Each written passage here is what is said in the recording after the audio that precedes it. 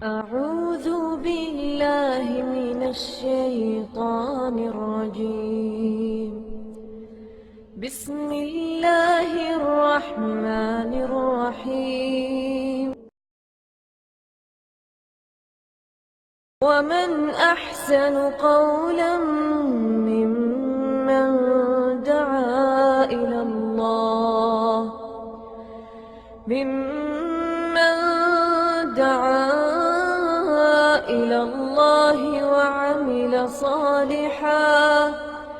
وعمل صالحا وقال إنني من المسلمين.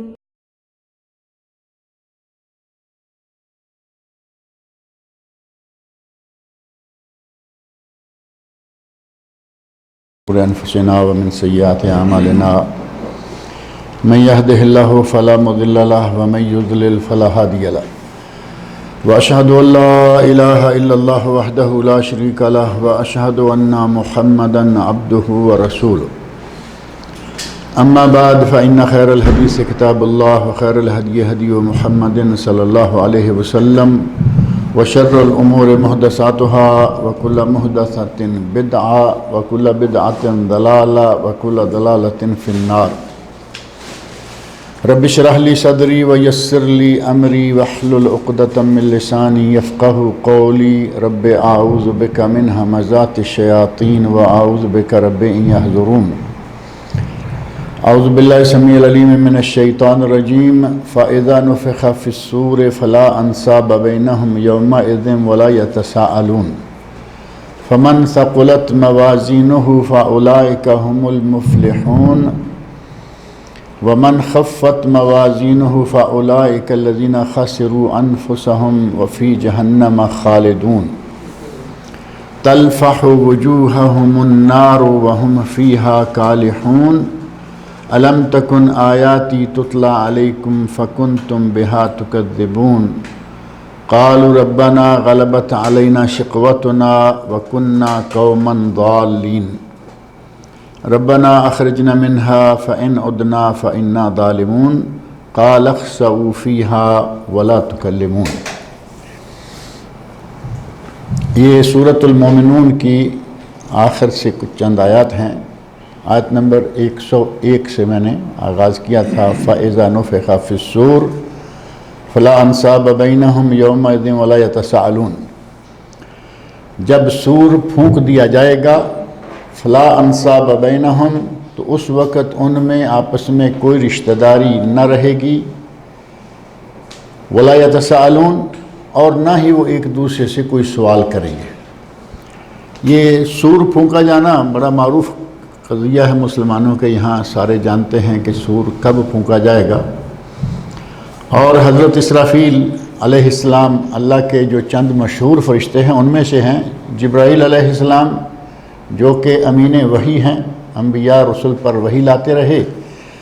اور حضرت عزرائیل جو نام کسی صحیح حدیث میں یا قرآن میں نہیں آیا، ان کا نام آتا ہے ملک الموت، لیکن مشہور ہے عزرائیل، جو موت لانے والے یا جان نکالنے والے فرشتے ہیں. اور اسرافیل ہیں جو سور میں پھونکیں گے.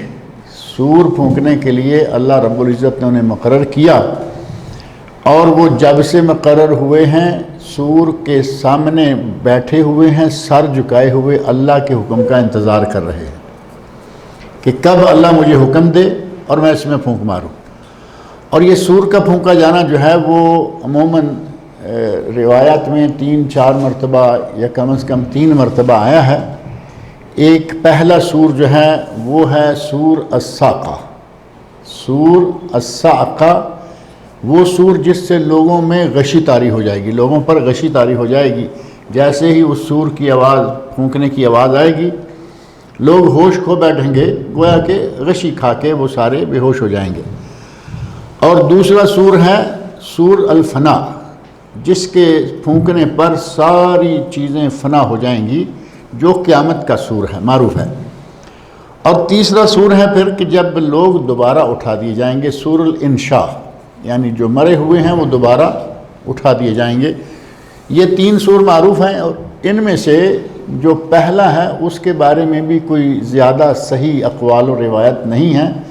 جو طے اور پکا ہے وہ ہے 2 مرتبہ سور پھونکا جانا، ایک فنا کا، دوسرا انشاء کا. ایک جس سے سب لوگ تباہ ہو جائیں گے، ساری دنیا تباہ ہو جائے گی، اور دوسرا جس سے جتنے بھی جاندار ہیں وہ دوبارہ اٹھ جائیں گے.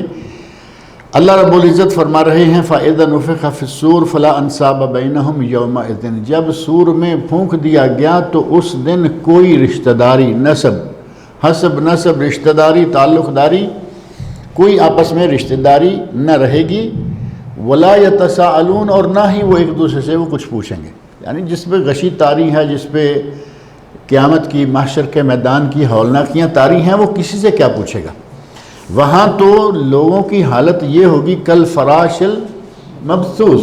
قرآن نے خود بتایا 30ویں سپارے میں کہ قیامت کے دن لوگ ایسے ہو جائیں گے جیسے روشنی پر چھوٹے چھوٹے پروانے پھرتے ہیں. کسے پتہ ہے کہ کس طرف جا رہا ہے، کہاں جانا ہے، کوئی منزل نہیں، کوئی ٹھکانہ نہیں.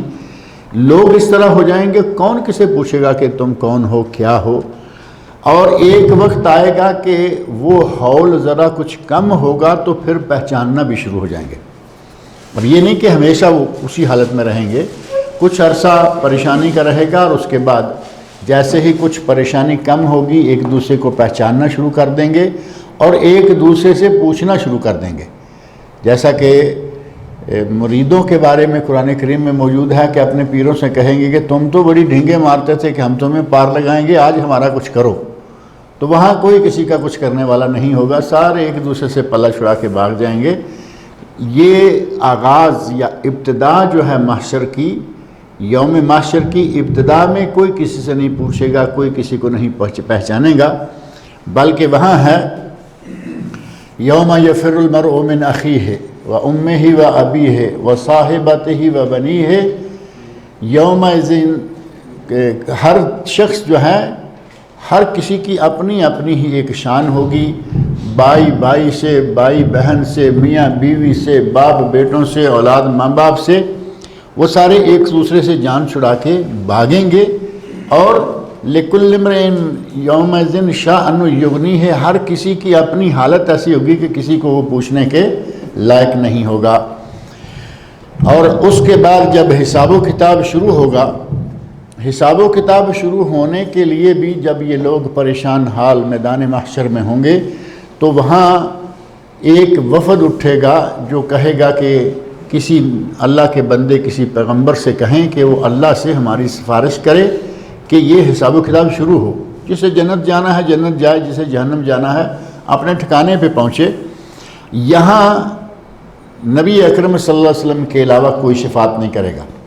تفصیلی واقعہ کئی مرتبہ میں نے بیان کیا ہے. آدم علیہ السلام کے پاس جائیں گے، نوح علیہ السلام کے پاس جائیں گے، موسیٰ علیہ السلام، ابراہیم علیہ السلام، عیسیٰ علیہ السلام، وہ سارے کوئی نہ کوئی غلطی کوتاہی یاد کر کے کہیں گے کہ ہم تو نہیں جاتے. بالآخر یہ وفد نبی صلی اللہ علیہ وسلم کے پاس جائے گا تو آپ فرمائیں گے انا لہا، یہ کام میں کرتا ہوں. نبی صلی اللہ علیہ وسلم سجدہ کریں گے اور اللہ رب العزت کہے گا کہ میرے محبوب سر اٹھاؤ، مانگو، جو مانگو گے دیا جاؤ گے. تو نبی اکرم صلی اللہ علیہ وسلم کے شفاعت کرنے پر حساب و کتاب شروع ہو جائے گا.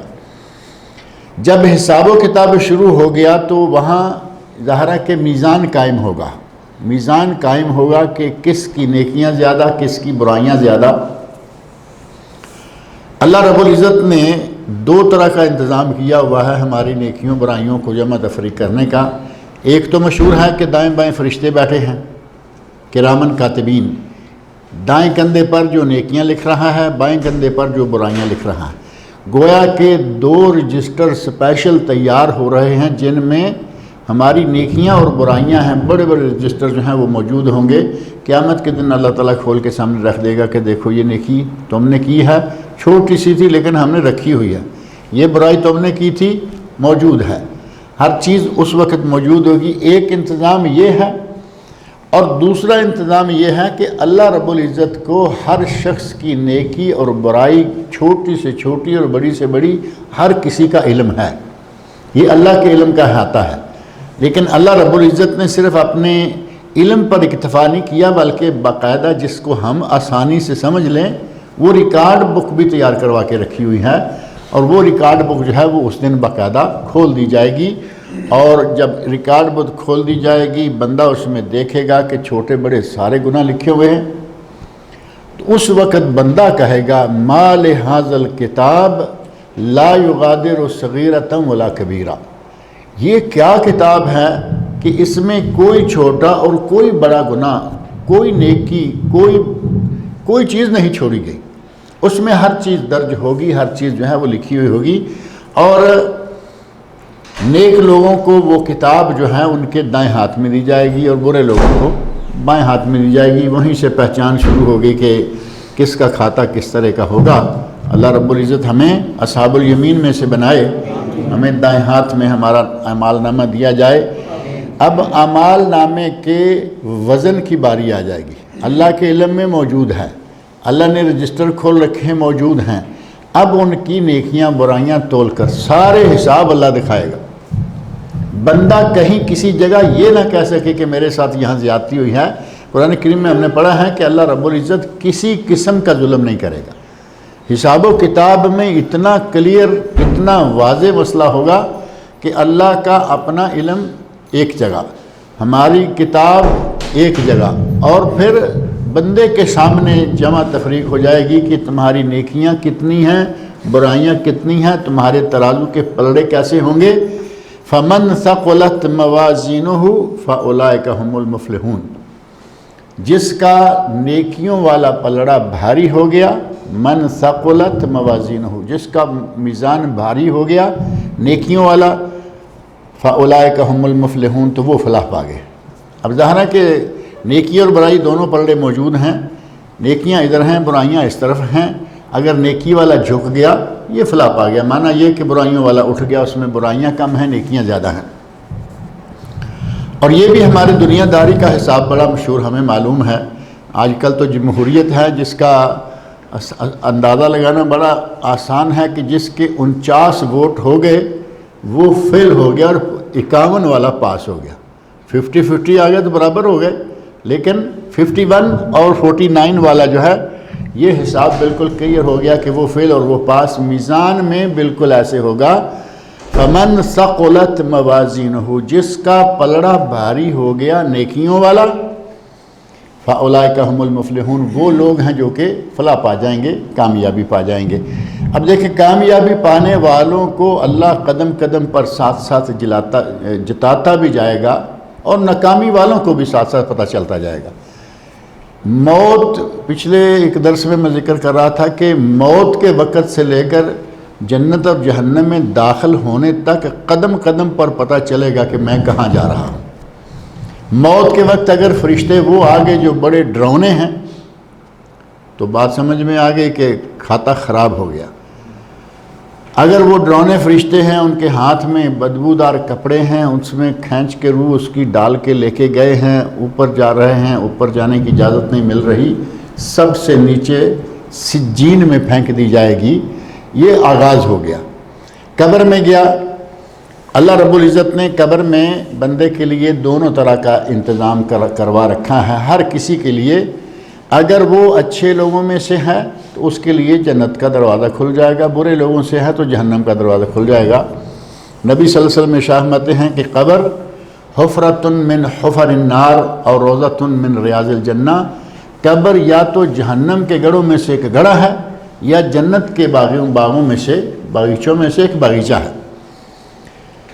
اور قبر میں ہر روز ہر آدمی کو اس کا آخری ٹھکانہ دکھایا جائے گا۔ قرآن کریم میں یہ بات موجود ہے کہ ہر روز اس کے سامنے وہ جگہ پیش کی جائے گی جہاں اس کے لے جانا ہے۔ جنتی کو روزانہ جنت دکھائی گئی، جہنمی کو روزانہ جہنم دکھائی گئی، تو پتہ تو چل گیا نا کہ ہمارا آگے جا کے کیا ہونے والا ہے۔ قدم قدم پر، مرحلہ مرحلہ پر اللہ رب العزت بندے کے جو نیک ہے اس کے لیے، جو بد ہے اس کے لیے، وہ سارے کے سارے انتظامات جو ہیں وہ اللہ تعالیٰ کیے ہوئے ہیں۔ وَمَنْ خَفَّتْ مَوَازِينُهُ فَأُولَئِكَ الَّذِينَ خَسِرُوا أَنفُسَهُمْ فِي جَهَنَّمَ خَالِدُونَ، اور جن کا نیکیوں والا پلڑا ہلکا ہو گیا، من خف ومن خفت موازینہ، جس کا پلڑا ہلکا ہو گیا نیکیوں والا اور دوسرا پلڑا برائیوں والا باری ہو گیا، فَأُولَٰئِكَ الَّذِينَ خَسِرُوا أَنفُسَهُمْ، یہی وہ لوگ ہیں جو اپنے آپ کا نقصان کرنے والے ہو جائیں گے. فی جہنم، یہ جہنم میں جائیں گے. خالدون، ہمیشہ کے لیے. خالد مخلد، ہمیشہ کے لیے، یعنی وہاں سے اب یہ نکالے نہیں جائیں گے. خالدون کو سمجھ نہ ہو تو آپ یہ سمجھ لیں کہ ان کو جنت کی نیشنلٹی دے دی جائے گی.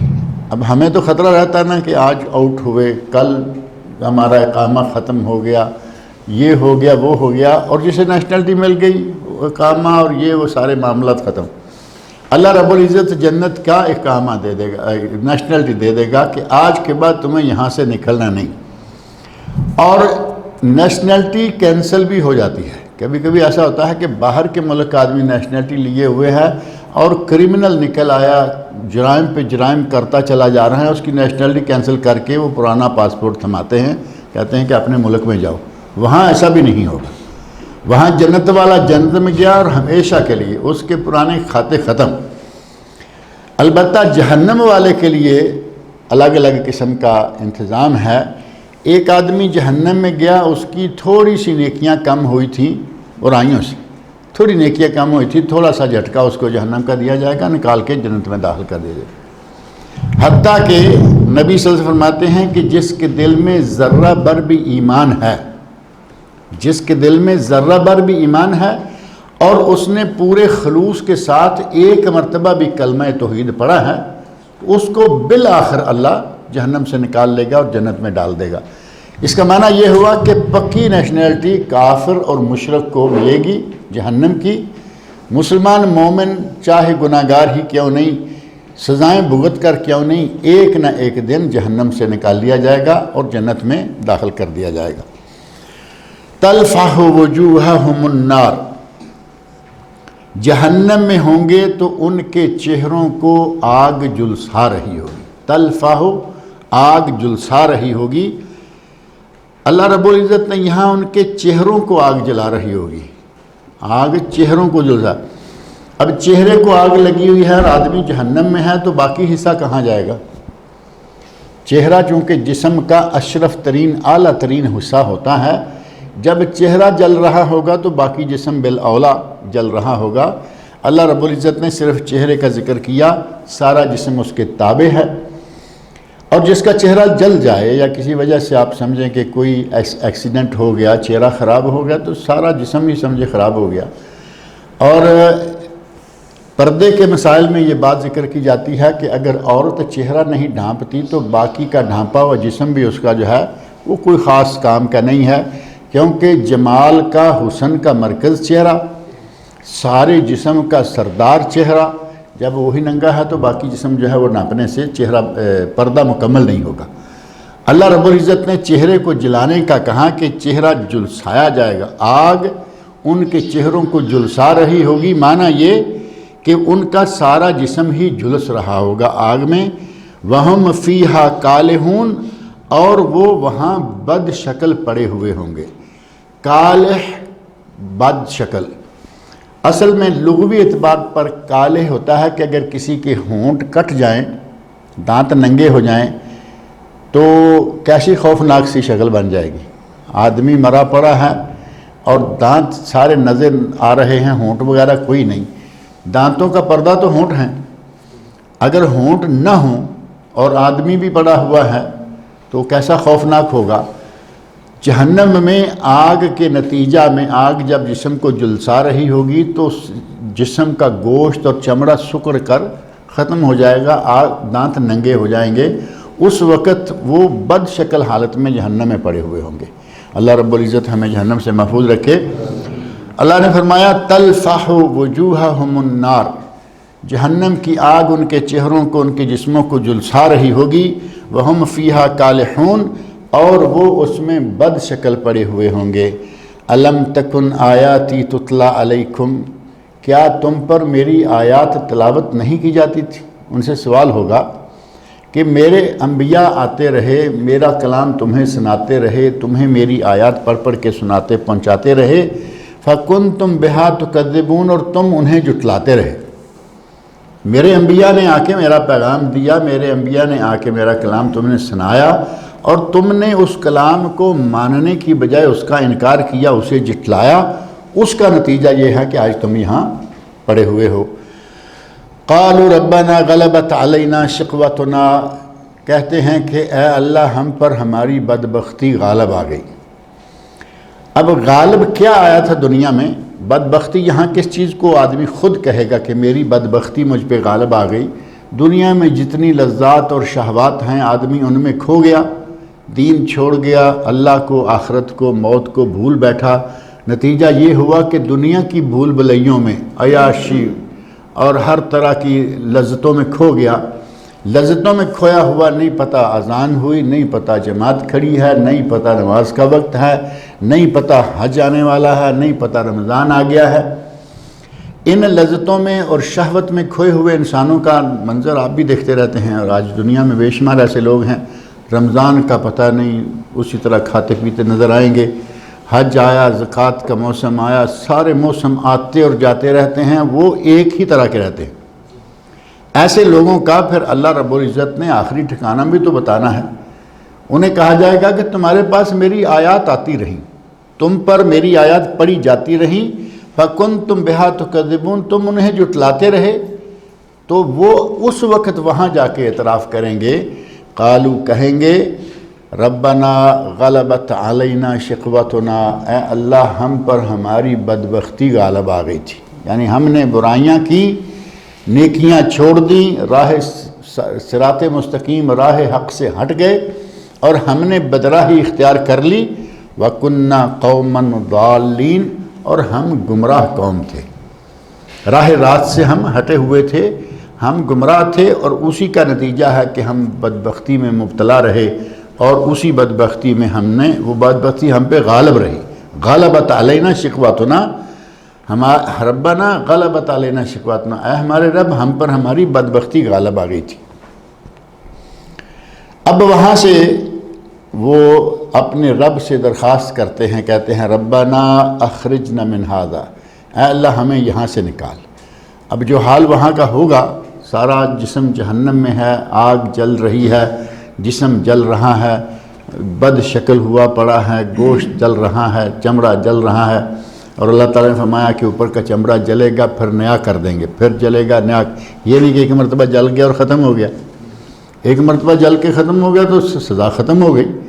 اللہ نے قرآن کریم میں بتایا ہے کہ ہم اس کا چمڑا بدلتے رہیں گے تاکہ مسلسل اسے عذاب ہوتا رہے۔ اس طرح کا مسلسل عذاب تھوڑا عرصہ ہی سہا جا سکتا ہے، کتنا سہا جا سکتا ہے؟ آگ کا انگارہ ہاتھ کے اوپر آدمی چاہے کہ میں ایک منٹ کے لیے بھی چھوٹا سا کوئلہ رکھوں، کوئی برداشت کر سکتا ہے؟ نہیں برداشت کر سکتا۔ اور اگر سارا جسم آگ میں جھونک دیا جائے، ایک لمحہ بھی نہیں برداشت ہوتا۔ چیختے چلاتے ہوئے کہے گا ربنا اخرجنا من ھذا، اے ہمارے رب ہمیں یہاں سے نکال لے۔ فَإِنْ عُدْنَا فَإِنَّا ظَالِمُونَ، اگر ہم پھر اسی طرح کریں جیسا کرتے رہے ہیں، فَإِنْ عُدْنَا، اگر ہم پلٹے، یعنی پہلے گناہ کرتے رہے ہیں، ہمیں یہاں سے نکال، اگر دوبارہ ہم نے گناہ کیے تو پھر ہم بڑے ہی ظالم ہوں گے۔ اللہ رب العزت نے یہ واپسی کا راستہ تو بند کر رکھا، پہلے بتا رکھا ہے کہ واپسی نہیں، جو آدمی ایک مرتبہ یہاں سے چلا گیا گیا، اس کو یہاں واپس نہیں بھیجا جائے گا۔ یہ پیچھے قریب ہی ابھی ذکر گزرا ہے کہ وہ کہیں گے حتی اذا جاء احدهم الموت قال رب ارجعون، جب کسی کو موت آ جاتی ہے تو وہ کہتا ہے کہ یا اللہ ہمیں واپس کر دے، لعلی اعمل صالحا فیما ترکت، شاید کہ میں اب اچھا عمل کروں جو کہ میں نے اس وقت چھوڑے رکھا ہے۔ کلا، ہرگز نہیں، انہا کلمۃ ہوا قائلہا، یہ تو محض ایک بات ہے جو یہ کر رہا ہے۔ وَمِن وَرَائِهِمْ بَرْزَخٌ إِلَى يَوْمِ يُبْعَثُونَ، اب تو قیامت تک اس کے اور قیامت کے درمیان ایک پردہ ہے، برزخ ہے، اور برزخ ہے وہ قبر کی زندگی۔ فرمایا کہ قبر کی زندگی میں یہ پڑا رہے گا، نیک ہے تو جنت کے مزے لیتا رہے گا، برا ہے تو جہنم کی سزائیں ملتی رہیں گی، لیکن واپسی کا راستہ جو ہے وہ اس پر بند کر دیا گیا۔ فَإِنْ عُدْنَا، کہتا ہے کہ اگر ہم دوبارہ اپنے پہلے سے کرتوتوں کی طرف پلٹے، فَإِنَّا ظَالِمُونَ، تو پھر ہم ظالم ہوں گے۔ یعنی اب جا کے ہوش آیا جب سزا میں داخل کر دیا گیا، کہہ رہا ہے کہ اگر میں نے دوبارہ ایسا کیا تو پھر میں بڑا ظالم ہوں گا۔ قَالَ اخْسَئُوا فِيهَا، اللہ رب العزت کہیں گے کہ اسی میں ذلیل و خوار پڑے رہو، وَلَا تُكَلِّمُونَ، اور میرے ساتھ بات بھی نہ کرو۔ اللہ رب العزت ناراض ہیں اور کہہ رہے ہیں کہ اخسا یہاں عربوں میں یہ لفظ بہت استعمال ہوتا ہے، اخسا دفع ہو جا، دور ہو جا۔ اور اللہ رب العزت چونکہ سارے لوگ جو چلا رہے ہیں، مانگ رہے ہیں، جمع کے صیغے سے قَالَ اخْسَئُوا فِيهَا، اللہ کہے گا کہ تم اسی میں پھٹکارے ہوئے پڑے رہو، وَلَا تُكَلِّمُونَ، اور مجھ سے کلام بھی نہ کرو۔ یعنی اب تمہاری منتیں سماجتیں کرنا کوئی فائدہ نہیں دے گا، میرے ساتھ بات بھی نہ کرو۔ گویا کہ اللہ رب العزت شرف ہم کلامی سے بھی نہیں نوازے گا، وہاں کسی کو بات کرنے سے بھی روک دے گا کہ ختم، اب تم یہ بات ختم کر دو۔ إِنَّهُ كَانَ فَرِيقٌ مِّنْ عِبَادِي يَقُولُونَ رَبَّنَا آمَنَّا فَاغْفِرْ لَنَا وَارْحَمْنَا وَأَنْتَ خَيْرُ الرَّاحِمِينَ، میرے بندوں میں سے ایک جماعت ایسی تھی، یقولون جو یہ کہتے تھے، ربنا آمنا، اے ہمارے رب ہم ایمان لائے، فاغفر لنا، ہمیں بخش لے، ورحمنا، اور ہم پر رحم کر، وانت خیر الراحمین، تو بہت ہی رحم کرنے والا، رحم کرنے والوں سے بھی بڑا رحم کرنے والا ہے۔ فاتخذتموہم سخریا، تم نے ان کو مذاق بنا لیا۔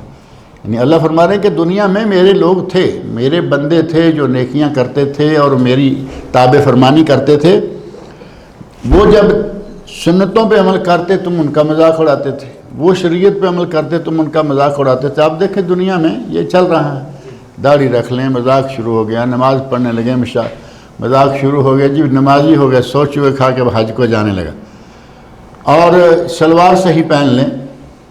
اب شلوار کا نبی صلی اللہ علیہ وسلم نے حکم دیا ٹخنے ننگے رہیں، شلوار ہے، پتلون ہے، کوئی بھی کپڑا ہے، ٹخنا نہیں ڈھکنا چاہیے۔ آپ ذرا تھوڑا اپنی سلوار پائنچا اونچا کریں، ایک آپ کو باتیں کرنے والے ملیں گے، کیا بات ہے کپڑا کم ہو گیا، کیا بات ہے مارکیٹ میں کمرہ نہیں۔ یعنی مذاق اڑانے کے موڈ میں ہر وقت، اور خود وہ کام کیے ہوئے ہیں کہ زمین بھی ساتھ میں صاف کیے چلے جا رہے ہیں۔ نبی اکرم صلی اللہ علیہ وسلم کے حکم پر عمل کرنے والوں کا مذاق اڑایا جاتا ہے۔ اللہ نے فرمایا کہ میرے بندوں میں سے ایک جماعت تھی، فریق من عبادی، میرے بندوں میں سے ایک جماعت تھی، یقولون جو یہ کہتے تھے، ربنا آمنا، اے ہمارے رب ہم ایمان لائے، فاغفر لنا، تو ہمیں بخش دے، ورحمنا، اور ہم پر رحم فرما، وانت خیر الراحمین، اور تو رحم کرنے والوں میں سے سب سے بڑا رحم کرنے والا ہے۔ فاتخذتموہم سخریا، تم نے ان کا مذاق اڑایا۔ یعنی تمہارے جرائم میں سے ایک جرم یہ ہے کہ تم میرے بندوں کا مذاق اڑاتے رہے، حتی انسوکم ذکری، یہاں تک کہ میرے ان بندوں نے، ان کی نیکیوں نے، ان کے اچھے نیک کردار نے تمہیں میرا ذکر بھی بلا دیا۔ یعنی وہ نیک لوگ ہیں، تم ان کو مذاق کرنے میں لگے رہے، میرا ذکر بھی تم بھول گئے۔ حتی انسوکم ذکری، یہاں تک کہ انہوں نے تمہیں میرا ذکر بھی بھلا دیا، وکنتم منہم تضحکون، اور تم ان پر ہنستے رہے۔ وہ نیک راستے پہ چلتے رہے اور تم ان پہ ہنستے رہے، مجھے بھولے رہے، میرا ذکر بھی انہوں نے تمہیں بلا دیا۔ انی جزیتہم الیوم بما صبروا، آج میں نے انہیں تو وہ بدلہ دیا ہے جو وہ صبر کرتے رہے۔ تم نے مذاق اڑایا، انہوں نے صبر کیا، یہ نہیں کہ تمہارے ساتھ ہی لگ گئے کہ بھائی لوگ مذاق اڑا رہے ہیں۔ ہمارے آج کل شادی بیاہ میں کچھ ایسی رسمیں مروج ہیں، اگر نہ کریں تو لوگ مذاق اڑاتے ہیں، پیسے بچانے کے لیے اب یہ کریں گے، ساتا تیجا چہلم کل، یہ وہ جتنا کچھ بھی ہمارے یہاں کیا جاتا ہے، آپ لوگ صرف دین سمجھ کے چھوڑ رہے ہیں کہ یہ چونکہ ثابت نہیں اس لیے میں نہیں کرتا، اور لوگ کیا کہیں گے؟ پیسے بچانے کے لیے۔ یہ بھی ایک مذاق ہے یا نہیں؟ یہ پیسے بچانے کے لیے ایسا کر رہے ہیں۔ اللہ رب العزت نے فرمایا کہ تم ان کا ہر طرح سے مذاق اڑاتے رہے، لیکن میں نے انہیں آج ان کے صبر، تمہارے مذاق اڑانے پر انہوں نے صبر کیا، لیکن دین کا دامن نہیں چھوڑا، شریعت پہ عمل کرنا نہیں چھوڑا، ان کے اسی صبر کے نتیجہ میں آج میں نے انہیں یہ بدلہ دیا ہے انہم ہم الفائزون کہ آج وہ کامیاب ہیں، کامران ہیں۔ اللہ تعالی ہمیں کامیاب اور کامران فائزین لوگوں میں سے بنائے۔ اللہ تعالیٰ قرآن کریم سمجھنے، پڑھنے، سننے اور اس پر عمل کرنے کی توفیق دے۔ اس سورۃ المومنون کی بس آخری چند آیات رہ گئی ہیں، انشاءاللہ اگلے درس میں اس کو مکمل کریں گے۔ اللہ تعالیٰ مجھے آپ سب لوگوں کو نیک عمل کی توفیق سے نوازے۔ ان الحمد للہ والصلاۃ والسلام علی رسول اللہ وعلی آلہ وصحبہ اجمعین ومن تبعہم بإحسان الی یوم الدین، اما بعد۔ بسم اللہ الرحمن الرحیم۔ عن عائشہ رضی اللہ تعالی عنہا قالت لما جئنا صرف حضت فقال النبی صلی اللہ علیہ وسلم افعلی ما یفعل الحاج غیر اللہ تطوفی بالبیت حتی تطہری، متفق علیہ فی حدیث طویل۔ یہ صحیح بخاری اور صحیح مسلم کی حدیث ہے، جو کہ حدیث لمبی ہے، اس میں سے ایک چھوٹا سا ٹکڑا یہاں ذکر کیا گیا ہے۔ حدیث میں طویل واقعہ یہ ہے کہ نبی اکرم صلی اللہ علیہ وسلم حجۃ الوداع کے موقع پر مدینہ منورہ سے نکلے، روانہ ہوئے۔ آپ نے اعلان کروایا لوگوں میں کہ ہم حج کرنے کے لیے جا رہے ہیں۔ اب دور پار سے بے شمار لوگ، دیہات سے، شہروں سے، جہاں جہاں یہ خبر گئی، ہر کسی کو یہ شوق ہے کہ ہم نبی پاک صلی اللہ علیہ وسلم کے ساتھ حج کر لیں۔ آدمی میں شوق بھی تو اس کی اپنی ذہنی کیفیت کے حساب سے ہوتا ہے۔ ان کی چونکہ ذہنی کیفیت بہت ہی اعلیٰ تھی صحابہ کرام کی، جیسے سنا کہ نبی پاک حج پہ جا رہے ہیں، ہر کسی نے کہا کہ ہم بھی جا رہے ہیں۔ روانہ ہو گئے، کچھ ایسے لوگ بھی روانہ ہو گئے کہ جنہوں نے ابھی تک نبی صلی اللہ علیہ وسلم کو دیکھا بھی نہیں، مسلمان ہو چکے ہیں، پیغام اسلام کا پہنچ گیا، لیکن ابھی تک انہوں نے نبی صلی اللہ علیہ وسلم کو دیکھا بھی نہیں۔ اور اس بات کا اندازہ اس سے ہوتا ہے کہ نبی صلی اللہ علیہ وسلم جب راستے میں ہیں تو ایک جگہ ایسا ہوا کہ آپ کا آمنا سامنا ایک کارواں سے ہوا، حج کا کارواں ہے، جا رہا ہے۔ تو نبی صلی اللہ علیہ وسلم اور آپ کے ساتھ ہی آ رہے ہیں، وہ کارواں اور یہ کارواں دونوں ملے تو پوچھا کہ تم کون ہو؟ تو لوگ پوچھتے ہیں نبی صلی اللہ علیہ وسلم سے کہ آپ کون ہیں؟ تو آپ نے فرمایا کہ میں رسول اللہ ہوں۔ یعنی اگر انہیں پتہ ہوتا کہ یہ نبی صلی اللہ علیہ وسلم ہے تو سوال کا معنی ہی کوئی نہیں بنتا۔ پتہ نہیں یہ کون ہے، پوچھا آپ کون ہیں؟ آپ نے فرمایا کہ میں اللہ کا رسول ہوں۔ باتیں ہوئیں، ایک عورت نے اپنے بچے کو ایسے اٹھایا اور کہا الہذا حج، یا رسول اللہ کیا اس بچے کو میں حج کے لیے لے جا رہی ہوں ساتھ، کیا اس کا بھی حج ہوگا؟ تو نبی صلی اللہ علیہ وسلم فرمایا نعم ولک اجر، ہاں اس کا حج ہوگا، اور تو اسے اٹھا کے حج کرائے گی، تجھے بھی اس کا اجر ہوگا۔ یعنی بچے کا اپنا بھی حج شمار ہوگا اور تیرا بھی حج ڈبل ہو جائے گا، تیرا اپنا حج بھی اور اس بچے کے حج کا ثواب بھی والدین کو آئے گا۔ اور اس بچپن میں کیے گئے حج پر اگر کوئی جوان ہو جاتا ہے تو اس پہ نئے سرے سے اسلامی حج فرض ہو جائے گا کہ بچپن والے جتنے بھی حج کرے گا وہ سارے نفل شمار ہوں گے۔ یہ اس واقعہ اس بات کی دلیل ہے کہ نبی صلی اللہ علیہ وسلم کو بہت سارے لوگوں نے دیکھا بھی نہیں تھا اور حج پہ روانہ ہو گئے۔ ام المومنین حضرت عائشہ رضی اللہ عنہا اور دیگر ازواج مطہرات بھی آپ کے ساتھ ہیں، موجود ہیں، اور انہوں نے مدینہ منورہ سے احرام باندھا اور راستے میں آ کر ایک جگہ آتی ہے مقام صرف پہنچے تو حضرت عائشہ رضی اللہ عنہ کو ایام ماہواری شروع ہو گئے۔ یعنی احرام باندھے ہوئے ہیں لیکن مینسز شروع ہو گئے۔ تو نبی اکرم صلی اللہ علیہ وسلم سے بات کی کہ یا رسول اللہ یہ مسئلہ ہو گیا۔ آپ نے اس وقت یہ الفاظ ارشاد فرمائے افعلی ما یفعل الحاج، حاجی جو کچھ کرتے رہیں گے تم بھی کرتی رہو، غیر اللہ تطوفی بالبیت حتی تطہری، لیکن بیت اللہ کا طواف نہیں کرنا جب تک کہ تم پاک ہو کر غسل نہ کر لو۔ یعنی سارا حج کرتی رہو، جا کے مکہ مکرمہ میں پہنچو۔ اب ظاہر ہے کہ عمرے کا آغاز ہوتا ہے طواف سے، وہ تم نہیں کرو گی، اور اس وقت پہلے طواف کرنا ہے تو ظاہر ہے کہ صحیح بھی ساتھ ہی رک گئی۔ اگلے دنوں میں منا جانا ہے، منا جاؤ، وہاں سے عرفات جانا ہے، عرفات جاؤ، وہاں سے مزدلفہ آنا ہے، مزدلفہ آؤ، وہاں سے پلٹ کے دوبارہ آنا ہے منا میں، وہاں آؤ، کنکریاں مارو، قربانی کرو، بال کاٹو، سب کام کرو، لیکن بیت اللہ کا طواف نہیں کرنا۔ وہ جب غسل کرو گی تو اس کے بعد کر لینا۔ اس حدیث سے یہ نتیجہ نکلتا ہے کہ طواف کے لیے طہارت شرط ہے۔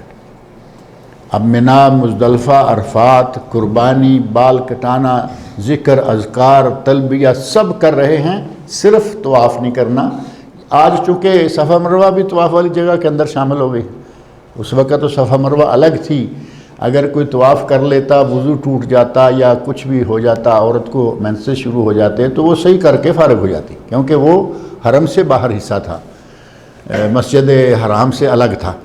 آج مسجد حرام صحیح سے بھی آگے نکل چکی ہے، ابھی جو غزہ ہے صحیح کے باہر نکلے، سامنے باب السلام سے باہر نکلے، آگے کا سارا محلہ اور یہ توڑ پھوڑ کے، میرا خیال ہے اب ان قریب وہ پیلس بھی توڑنے والے ہیں، پیلس توڑ کے باہر نکالیں گے، وہ علاقہ بھی سارا مسجد میں شامل ہو جائے گا۔ تو آج کل طواف اور سعی دونوں ہی طہارت کی حالت میں کرنا ضروری ہو گیا ہے، ورنہ صرف طواف تھا جس میں طہارت شرط تھی۔ نبی صلی اللہ علیہ وسلم نے فرمایا کہ تم ہر کام کرتی رہو جو حاجی کرتے ہیں، سوائے اس کے کہ طواف نہ کرنا جب تک کہ غسل نہ کر لو۔ وعن معاذ رضی اللہ تعالی عنہ انہ سأل النبی صلی اللہ علیہ وسلم ما يحل للرجل من امرأته وهي حائض۔ یہ چونکہ حیض کے مسائل چل رہے ہیں نا، تو اس کا معنی ہے کہ حیض کی حالت میں عورت طواف صحیح نہ کرے آج کل، اور باقی جتنا ہے وہ کرے، اور جب غسل کرے فارغ ہو تو آ کے طواف صحیح کرے۔ اس کا ایک ہی طواف اور ایک صحیح کرنا اس کے حج کے لیے، عمرہ کے لیے، دونوں کے لیے کافی ہو جائے گا، اس کا حج آٹومیٹکلی حج قران ہو جائے گا، نیت چاہے کوئی کی تھی لیکن اب حج قران ہو جائے گا۔ حضرت معاذ رضی اللہ عنہ کہتے ہیں انہ سأل النبی صلی اللہ علیہ وسلم، انہوں نے نبی صلی اللہ علیہ وسلم سے یہ پوچھا، ما یحل للرجل من امرأته وہی حائض، حیض کی حالت میں بیوی ہو تو شوہر کے لیے اس میں سے کیا حلال ہے۔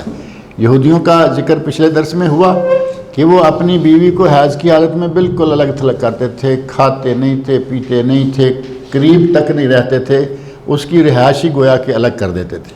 اسلام میں ایسا نہیں ہے، اسلام میں نبی اکرم صلی اللہ علیہ وسلم نے ایک حد مقرر کی، اور اس کے بعد باقی سلسلہ کھانا پینا، اٹھنا بیٹھنا، لیٹنا سونا سب جائز قرار دیا۔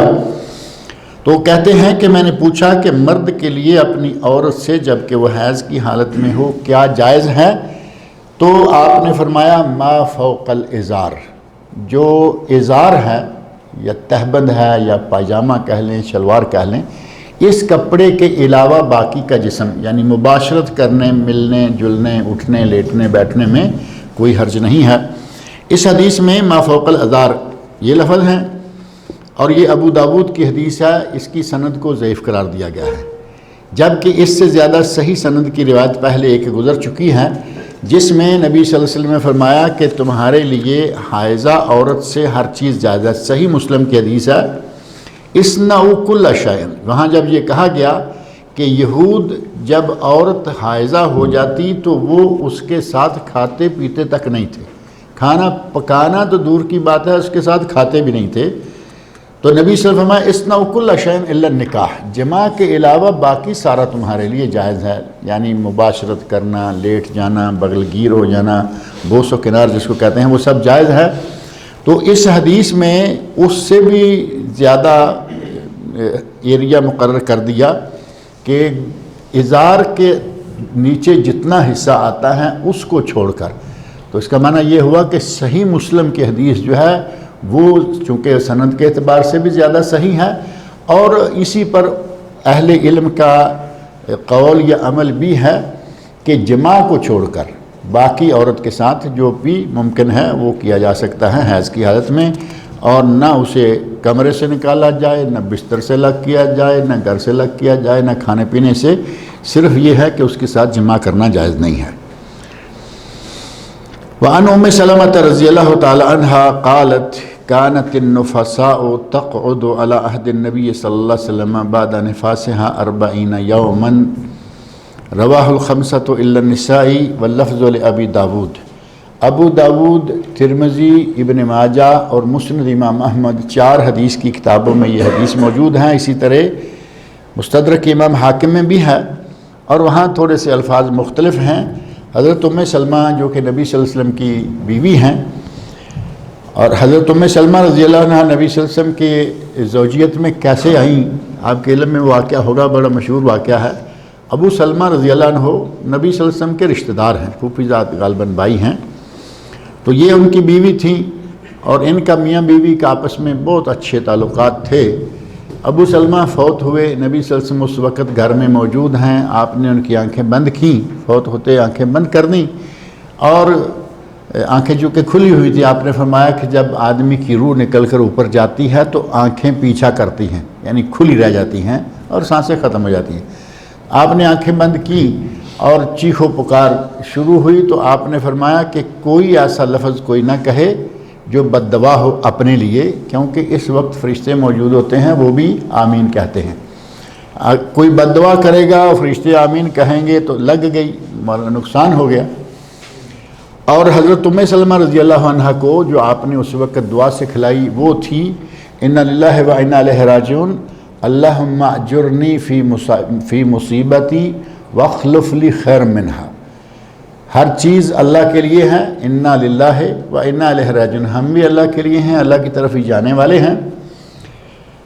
اور اللہم اجرنی فی مصیبتی، یہ معروف ہے اللہم اجرنی، لیکن یہاں ہے اللہم اجرنی، اے اللہ میری اس مصیبت پر مجھے اجر عطا کر، واخلف لی خیر منہا، اور اس مصیبت سے بہتر مجھے عطا فرما۔ یہ دعا ام سلمہ رضی اللہ عنہ کو نبی صلی اللہ علیہ وسلم نے سکھلائی۔ کہتی ہیں کہ میں نے دعا تو سیکھی اور کی، لیکن میں یہ سوچتی تھی کہ مجھے ابو سلمہ سے بہتر شوہر کہاں مل سکتا ہے۔ واخلف لی خیر منہا کا معنی ہے کہ اس سے بہتر مجھے ملے۔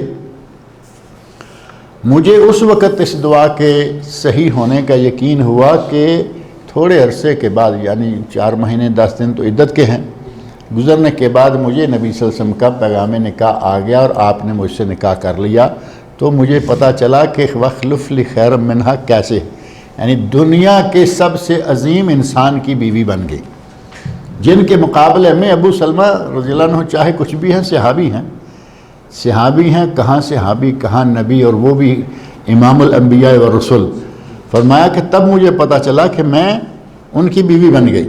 حضرت ام سلمہ رضی اللہ تعالی عنہ خوش نصیب خاتون ہیں، یہ کہتی ہیں کانت النساء تقعد علی عہد النبی صلی اللہ علیہ وسلم بعد نفاسها 40 یوما، عورتیں نبی صلی اللہ علیہ وسلم کے عہد مبارک میں نفاس کے بعد 40 دن تک بیٹھا کرتی تھیں۔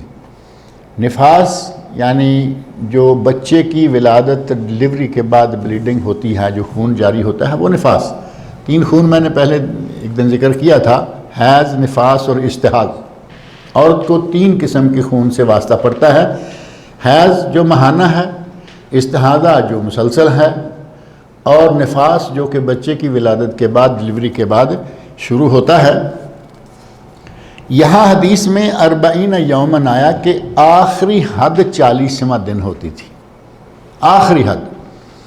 اگر کسی عورت کے بچہ ہوا اور بچہ دیہات میں پیدا ہو تو وہاں چونکہ حالات ایسے ہوتے ہیں کہ بچہ پیدا ہوا، نارمل ڈلیوری گھر میں ہوا، پھر رحم کا خون جو ہے وہ 10 15 20 25 دن مہینہ نکلتا رہتا ہے۔ یہاں ہسپتالوں میں آپ کو معلوم ہے کہ میٹرنٹی ہومز جو ہیں قسم الولادہ میں بڑے اسپیشل انتظامات ہوتے ہیں، اسپیشلسٹ قسم کی خواتین، وہ دیسی دائیاں نہیں ہوتی، وہ بچے کی ولادت کے بعد رحم کے خون کو اچھی طرح سے نچوڑ دیتی ہیں۔ اور عموماً دیہات میں بچہ پیدا ہو، اگر 25 دن خون جاری رہتا ہے، وہی عورت مستشفے میں ہو، بچہ پیدا ہو، 10 یا 15 دن میں خون ختم ہو جائے گا۔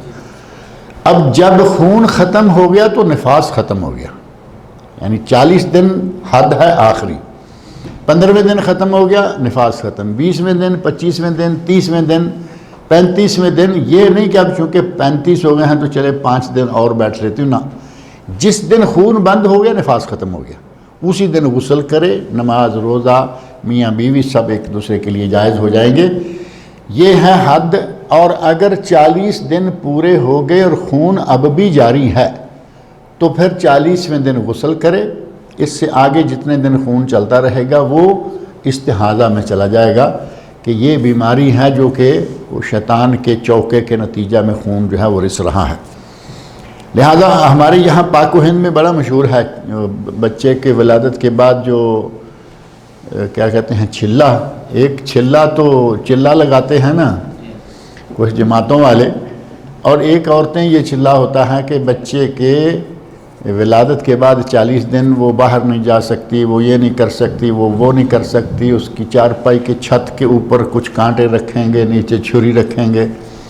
کچھ بڑی عجیب قسم کی رسمیں ہوا کرتی تھیں. آج کل الحمدللہ آہستہ آہستہ کم ہو رہی ہیں.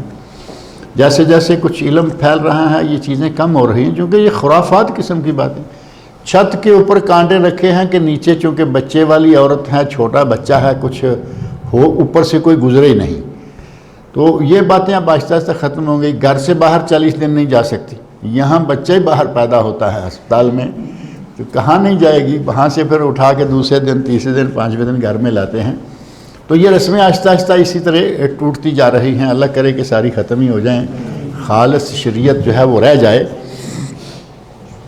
تو بہرحال 40 دن مکمل کرنے کے بعد اگر خون پھر بھی جاری ہے تو اس کو استحاضہ سمجھا جائے گا، اور تو غسل کرے، نماز پڑھے، روزہ رکھے، میاں بیوی بیٹھیں اٹھیں، وہ سب جائز ہو جائے گا.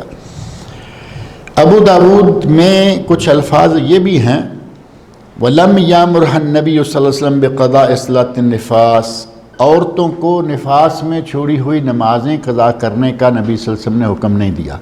جیسے حیض ہے، حیض کے ایام میں جو 5 دن 6 دن 7 دن عورتیں نماز چھوڑتی ہیں وہ عورتوں کو نماز قضا کرنے کا حکم نہیں. لیکن رمضان چونکہ سال میں 1 مہینہ آتا ہے، اس کے اگر 5-6 روزے چھوٹتے ہیں تو ان کو رمضان کے بعد قضا کرنا ہوگا.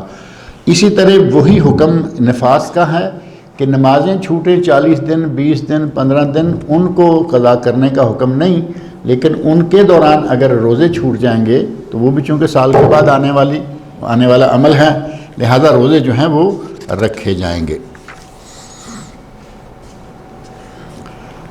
آگے کتاب الصلاۃ شروع ہو رہی ہے، نماز کے مسائل.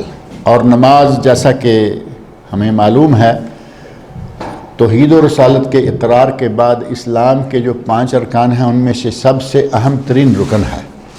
اور نماز کو نبی صلی اللہ علیہ وسلم نے دین کا ایک ستون قرار دیا ہے اور فرمایا کہ بنی الاسلام علی 5، اسلام جو ہے وہ 5، اسلام کی عمارت 5 ستونوں پر قائم ہے. ان 5 ستونوں میں سے پہلا ستون ہے ان تشہد اللہ الہ الا اللہ و ان محمد رسول اللہ، یہ گواہی دو کہ اللہ کے سوا کوئی معبود برحق نہیں اور حضرت محمد صلی اللہ علیہ وسلم اللہ کے رسول ہیں. اور اس کے بعد اقام الصلاۃ و ایتاء الزکاۃ و صوم رمضان و حج البیت، 5 ارکان یہ بنتے ہیں. ان میں سے صرف توحید و رسالت کا اقرار، یعنی مومن ہونے کے لیے، مسلمان ہونے کے لیے جو چیز ضروری ہے اسلام میں داخل ہونے کے لیے وہ ہے کلمہ. کلمے کے بعد پہلا رکن جو ہے وہ نماز ہے، پھر روزہ، زکوٰۃ اور حج. زکوٰۃ جب تک مال نہیں زکوٰۃ نہیں، اور جب تک مال نہیں تب تک حج بھی نہیں. اور حج ساری عمر میں 1 مرتبہ، رمضان سال میں 1 مرتبہ، اور روزہ سال میں 1 مرتبہ، اور نماز جو ہے یہ روزانہ 5 مرتبہ. یعنی بہت ہی اہم رکن ہے نماز، اور اس کے فضائل بے شمار ہیں. نبی اکرم صلی اللہ علیہ وسلم ارشاد فرماتے ہیں کہ اگر کوئی آدمی لو کان علی باب احدکم نہرا، اگر کسی کے دروازے پر نہر بہتی ہو، یعنی دروازے پر گھر کے سامنے نہر گزر رہی ہے اور وہ اس میں فیغتسل فیہ 5 مرات کل یوم، روزانہ وہ اس میں 5 مرتبہ غسل کرے، حل یبقى علی جسدہ من درنہ شیء، 5 مرتبہ اگر کوئی پانی میں غسل کرتا ہے تو کیا اس کے جسم پر کوئی میل رہ جائے گا؟ صحابہ کرام کہتے ہیں یا رسول اللہ 5 مرتبہ غسل کرنے پہ میل کیسے رہے گا؟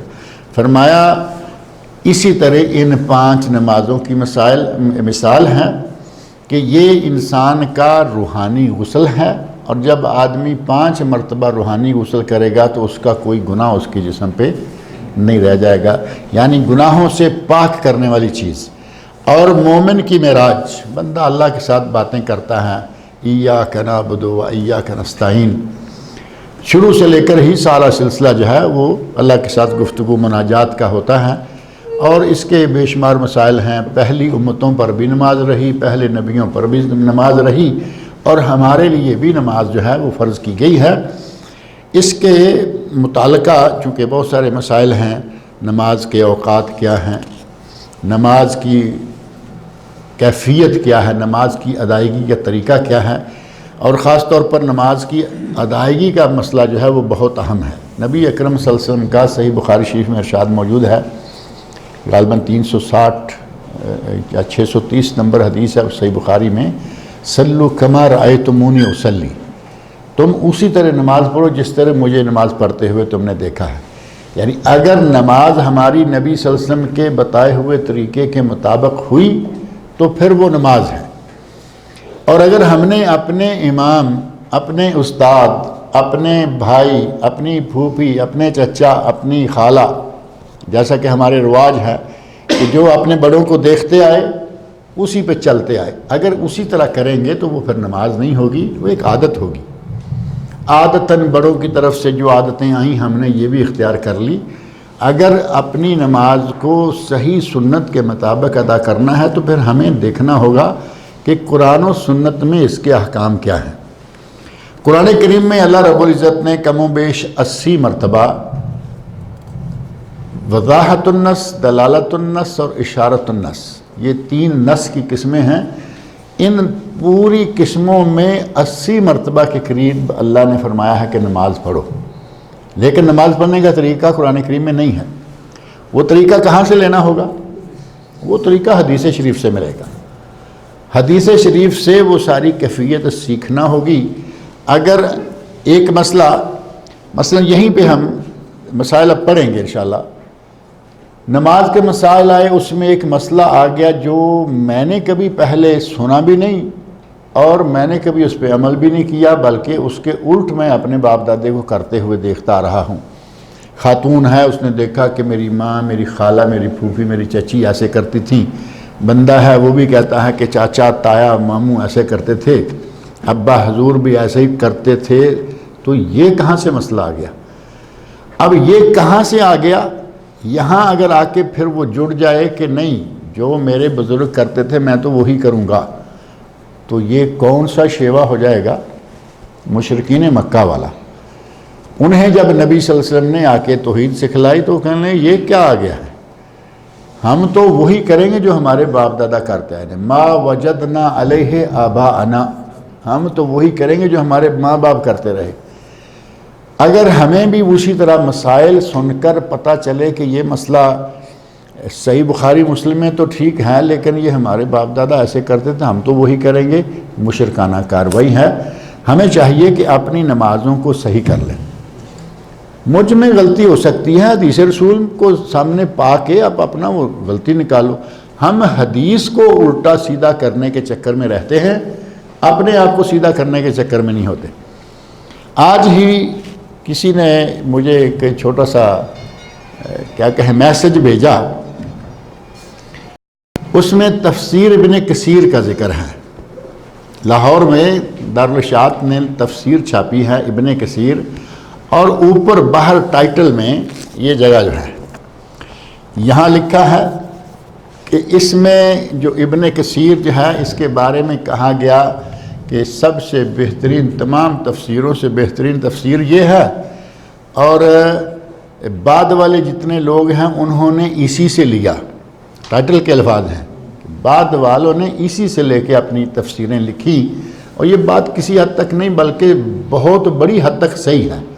بہترین تفسیر ابن کثیر ہے، اور اس کے کہتے ہیں کہ ہم نے اس کے الفاظ صحیح کیے ہیں اور فقہ احناف کے مسائل و دلائل ذکر کیے، گویا کہ اب انہوں نے تفسیر ابن کثیر کا حلیہ بگاڑ کر پیش کیا کہ ہمارے امام کے مطابق یہ تفسیر کیسی ہے۔ جہاں تفسیر میں نیچے یہ قرآن کریم کی اوپر آیت ہیں نیچے ترجمہ ہے اور نیچے تفسیر ہے۔ یہاں تفسیر میں جو امام صاحب کے الفاظ ہیں ان کو تو نہیں چھیڑیں گے، لیکن اس کے نیچے چوتھا کالم الگ لگایا جس میں امام صاحب کا اب ناطقہ بند کریں گے کہ یہ امام کیا کہہ رہا ہے، میرے امام نے تو یہ کہا۔ تو اس طرح کا معاملہ اگر کریں گے تو اس کا معنی یہ ہوا کہ ہم قرآن و سنت کو نہیں مانتے، بلکہ اپنے امام کو مان کر قرآن و سنت کو اس کے تابع کرنا چاہتے ہیں، جو انتہائی خطرناک سازش ہے قرآن و سنت کے خلاف۔ اور یہ بات یہاں میں کئی مرتبہ کہہ چکا ہوں کہ ہمارے ان بزرگ علماء میں سے ایسے لوگ ہیں جو کہتے ہیں کہ اگر قرآن کریم کی کوئی آیت، یہ پچھلے دنوں میں یہاں بات کہی تھی، قرآن کریم کی کوئی آیت ہمارے امام کے قول کے خلاف آئے تو اس آیت کی تعویل کریں گے، یعنی اس کان موڑ کر اس کو سیدھا کرنے کی کوشش کریں گے آیت کو، اللہ کے ارشاد کو۔ اور اگر تعویل نہ کر سکے، تعویل ناممکن ہوئی تو آیت کو منسوخ مانیں گے، یعنی آیت کو چھوڑ دیں گے، اپنے امام کے قول پر۔ اب اگر یہ رویہ ہم نماز کے بارے میں بھی اپنائیں، روزے کے مسائل، حج کے مسائل، زکوٰۃ کے مسائل، تو اس کا مطلب ہے کہ دین ہم نے اپنی مرضی کا چلانا ہے، اللہ رسول کی بات ہمیں نہیں چاہیے، اپنے امام کی، مولوی کی چاہیے۔ ہمیں چاہیے کہ اگر کوئی ہمارے اپنے عمل یا سنی سنائی پہ جو نماز پڑھ رہے ہیں اس کے خلاف لیکن صحیح حدیث میں کوئی بات آ جائے، اس بات کو چھوڑ دیں، جو ہوا سو ہوا، اپنی نماز صحیح کر لیں۔ یہ ہے صحیح طریقہ کار قرآن و سنت پر عمل کرنے کا۔ اللہ رب العزت سے میری دعا ہے کہ وہ ہمیں اپنی نمازوں کو صحیح کرنے کی توفیق عطا فرمائے، اور صرف نمازوں کی نہیں بلکہ نماز، روزہ، حج، زکوٰۃ اور دیگر جتنے بھی ہمارے روزمرہ زندگی سے متعلقات دینی مسائل ہیں، اللہ تعالیٰ ان سب مسائل میں ہمیں کتاب اللہ اور سنت رسول پر عمل کرنے کی توفیق عطا فرمائے۔ انشاءاللہ کتاب الصلاۃ، نماز سے متعلقہ مسائل و احکام جو ہیں اگلے درس سے شروع کریں گے۔ اللہ تعالیٰ مجھے آپ سب لوگوں کو نیک عمل کی توفیق عطا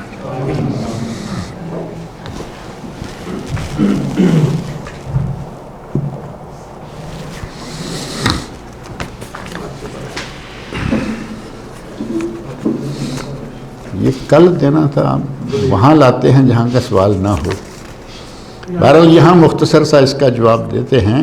لکھا ہے کہ آج کل عمرہ پر اپنے ملک سے دلہا اور دلہن دونوں کے لوگ آ کر مکہ مکرمہ میں عقد نکاح اور پھر اس حدود میں ولیمہ کی تقریب بھی انجام دے رہے ہیں، کیا یہ صحیح ہے؟ یعنی دلہا دلہن کو عمرے پہ لے آتے ہیں، خود ساتھ میں دلہا دلہن کے ماں باپ، ان کے رشتہ دار اور جتنے لوگوں کا وہ ارینج کر سکتے ہیں ولیمے کے لیے وہ بھی لے آتے ہیں، اور آ کے مکہ یا مدینہ میں نکاح پڑھ کے مکہ اور مدینہ میں حدود حرم کے اندر اندر ولیمہ بھی کرتے ہیں۔ پہلی بات یہ ہے کہ یہ روش، اگر یہ کہیں کہ بظاہر تو بڑی اچھی ہے، مکہ میں آئے، عمرہ کیا، نکاح کیا، کام تو سارے ٹھیک ہیں، لیکن جس کے پاس پیسہ نہیں ہے وہ اب کیا کرے گا؟ آپ نے یہ عادت ڈالنا شروع کر دی، غریب لوگوں کو جلانا شروع کر دیا۔ جلیں گے یا نہیں؟ وہ تکلیف میں ہوں گے کہ ہمارے پاس بھی پیسہ ہوتا، ہم بھی مکے میں جا کے اپنی بیٹی کا نکاح کرواتے اور مکے میں جا کے اپنے بیٹے کا ولیمہ کرتے۔ ان چیزوں کو اگر سامنے رکھا جائے تو یہ انداز صحیح نہیں ہے۔ اتنا پیسہ خرچ کر کے آپ باراتیوں کو جو لے کے آئیں گے اس میں کون سا ثواب آپ کمائیں گے؟ آپ وہ پیسے سارے کے سارے وہاں غریبوں مسکینوں میں بانٹیں اور نکاح کریں اپنے ملک میں، اور دلہا دلہن کو عمرے پہ بھیج دیں اور اس کے ماں باپ بھی ساتھ آ جائیں، کوئی بات نہیں۔ کروڑوں خرچ کرنے کی بجائے لاکھوں میں کام ہو جائے گا، اور باقی کے لاکھ جو ہیں وہ غریبوں کے کام آ جائیں گے۔ اس رویے کو اس اعتبار سے صحیح ماننا مناسب نہیں ہے کہ اس میں لوگوں کی دل شکنی بہت ہوگی، لوگوں کو پریشانی ہوگی۔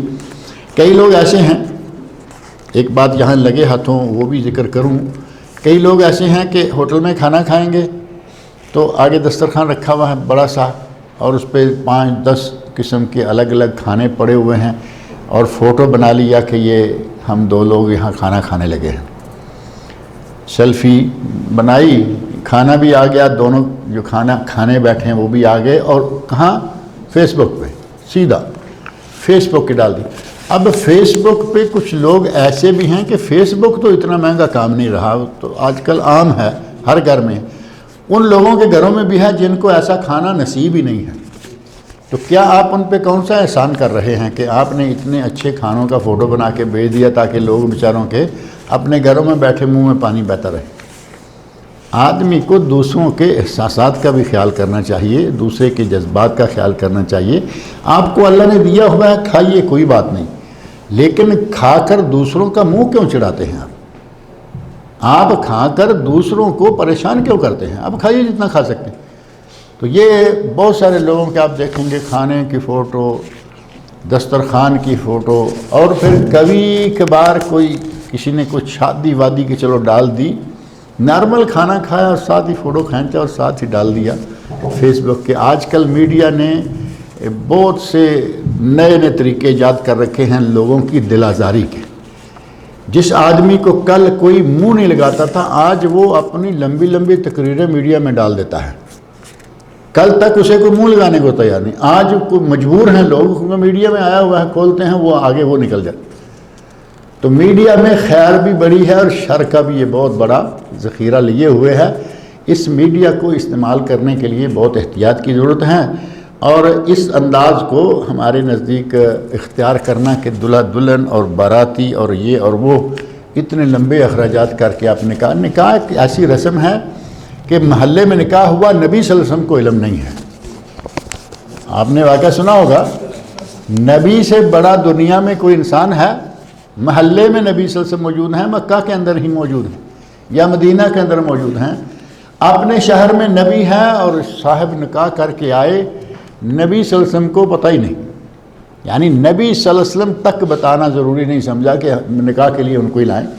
جہاں نکاح پڑا، دیکھا کپڑے میں کچھ شادی کا انداز نظر آ رہا ہے، پوچھا تو کہا یا رسول اللہ میں نے شادی کر لی، میں نے شادی کر لی ہے۔ کس سے کی ہے؟ اس طرح ایک خاتون تھی اس سے کی ہے، تو وہ خاتون بیوہ تھی۔ کہا کہ کیوں ایسا کیا؟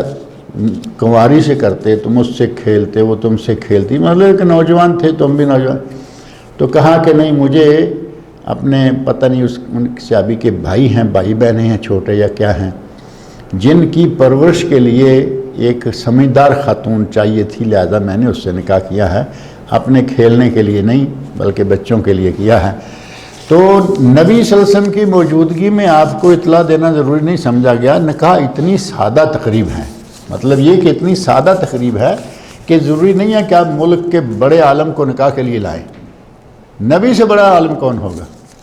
اور شہر کے اندر نبی موجود ہیں، اور آپ اتنا چلیں انڈیا سے، پاکستان سے پوری بارات لے کے مکہ میں آ جائیں نکاح کرنے کے لیے، یہ رویہ ٹھیک نہیں ہے۔ اللہ تعالی ہمارے لوگوں کو سمجھ عطا فرمائے، اس پیسے کو بہتر طریقے پر صرف کریں، دلہا دلہن کو عمرہ کرائیں، اس کے ماں باپ کا جی چاہتا ہے وہ بھی کر لیں، اور باقی پیسہ جو ہے وہ جو آپ کے محلے میں بھوکے مر رہے ہیں ان کو کھانا کھلائیں، جن کے پاس پہننے کو اچھا کپڑا نہیں ہے ان کو کپڑا دیں۔ آپ کے اس سارے عمروں سے زیادہ ثواب ہوگا ان غریبوں کے پیٹ پالنے سے انشاءاللہ۔ اللہ تعالیٰ مجھے اور آپ سب لوگوں کو نیک عمل کی توفیق۔ یہ رکھو اگلے جہاں کا یہ سوال ہے وہاں کے لیے۔ جو جمعے میں دعا ہوتی امام صاحب سے، اور بعض لوگ ہاتھ اٹھا کے دعا کرتے ہیں۔ جمعہ میں مشہور یہ ہے کہ جب امام خطبے میں دعا شروع کرتا ہے نا، تو ہمارے خاص طور پر صرف پاکستانی انڈین، عرب لوگوں میں آپ نہیں دیکھیں گے کسی کو بھی، ہمارے لوگ فوری طور پر سیدھے ہو کے پہلے تھوڑی دیر پہلے سویا ہوا تھا، آپ بھی دیکھتے ہیں ہم بھی دیکھتے رہتے ہیں، تھوڑی دیر پہلے سویا ہوا، جیسے دعا کا وقت آیا سیدھا ہو کے بیٹھ گیا، آنکھیں وہاں کے سیدھی کی اور دعا مانگنے کے لیے ہاتھ اٹھا لیے، جبکہ یہ ثابت نہیں ہے۔ اگر خطبہ دینے والا امام ہاتھ اٹھائے تو آپ اٹھا لیں، اور اگر امام ہاتھ نہیں اٹھائے ہوئے تو آپ کیوں اٹھا رہے ہیں؟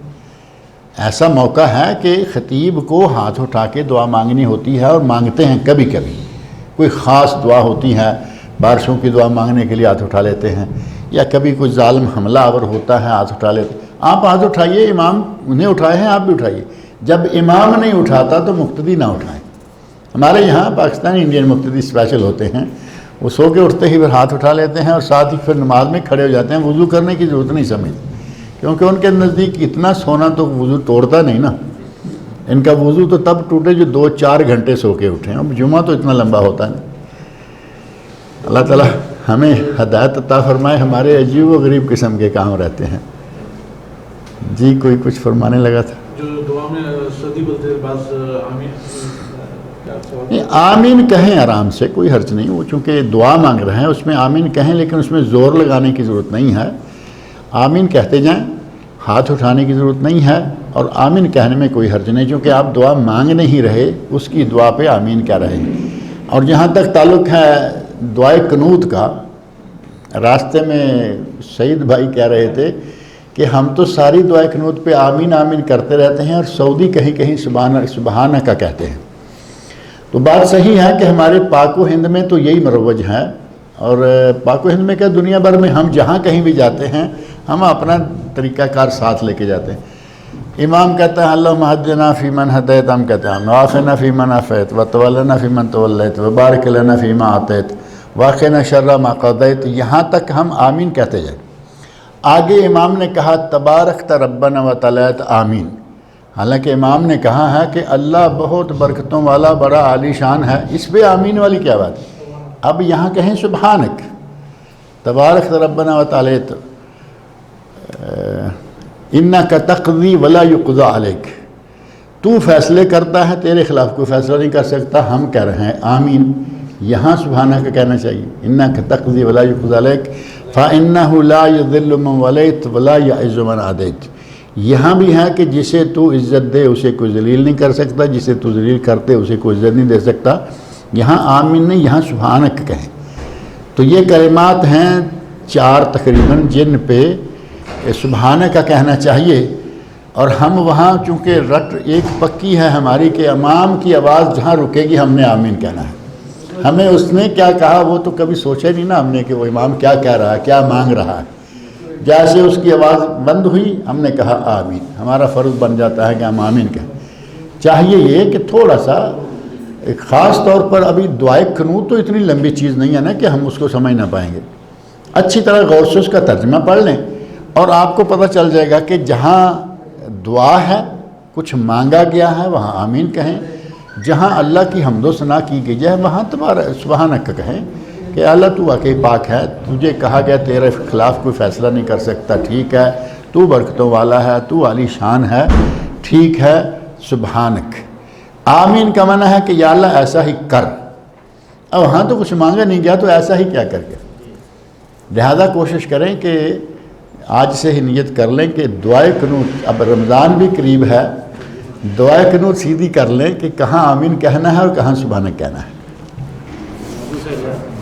موضوع کے اوپر کوشچن سوال کون سا؟ جو ایام رمضان کے روزے چھوٹ جاتے 6 یا 7 تو شوال کے روزوں کے ساتھ ملا کر رہ سکتے ہیں. شوال کے کوئی حرج نہیں ہے. تداخل کے بارے میں کہا گیا کہ اگر کوئی ایک اس طرح کی عبادت کو، نفلی عبادت کو فرض عبادت کے ساتھ شامل کر لیتا ہے تو ثواب دینے والا اللہ ہے.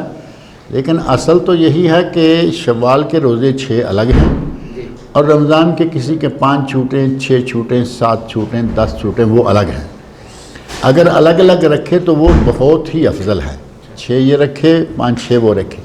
اور اگر یہ کرتا ہے کہ اسی میں 6 ست شوال بھی آ گئے اور اسی میں میرے چھوٹے ہوئے روزے بھی آ گئے تو انشاءاللہ کوئی حرج والی بات نہیں ہے. 2 عبادتوں کو اس طرح نفل اور فرض کو ایک دوسرے میں شامل کر لینے میں کوئی حرج والی بات نہیں. لیکن ثواب ظاہر ہے کہ کہاں 11 دن روزے کا اور کہاں 6 دن روزے کا فرق تو ہے نا.